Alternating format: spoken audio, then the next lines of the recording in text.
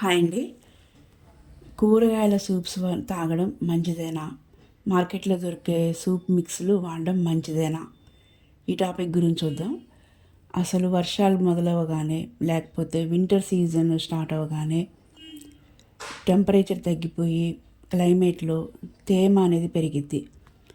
ఈ పరిస్థితులు సూక్ష్మజీవులు పెరగడానికి, వ్యాపించడానికి ఎంతో అనుకూలంగా ఉంటాయి. అందుకే వర్షాలు కానీ శీతాకాలం కానీ స్టార్ట్ అవ్వగానే జలుబులు జ్వరాలు వస్తాయి.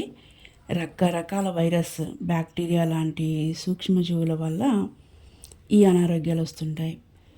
ఈ కూరగాయల సూప్స్ వేడిగా ఉంటాయి కాబట్టి హానికారక సూక్ష్మజీవులు అందులో పెరగలేవు. కూరగాయల్లో అధికంగా బి వైటమిన్స్, వైటమిన్ ఏ, ఇంకా చాలా రకాల యాంటీబయాటిక్స్, యాంటీ ఆక్సిడెంట్స్, ఫైబర్ ఇవన్నీ మన ఇమ్యూనిటీ పవర్ని బూస్టప్ చేసే విధంగా ఉండేందుకు సహాయపడుతుంటాయి. సూప్స్లో వాడే మిరియాలు, దాల్చిన చెక్క, అల్లం, వెల్లుల్లి ఇవన్నీ మనకి చాలా హెల్త్ని ఇస్తాయి.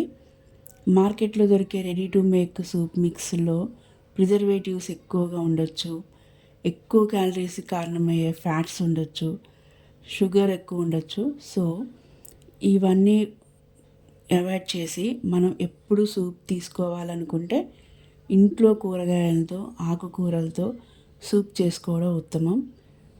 నా వీడియో మీకు నచ్చినట్లయితే ప్లీజ్ సబ్స్క్రైబ్ మై ఛానల్. ఇంకొన్ని టాపిక్స్తో మళ్ళీ కలుద్దాం.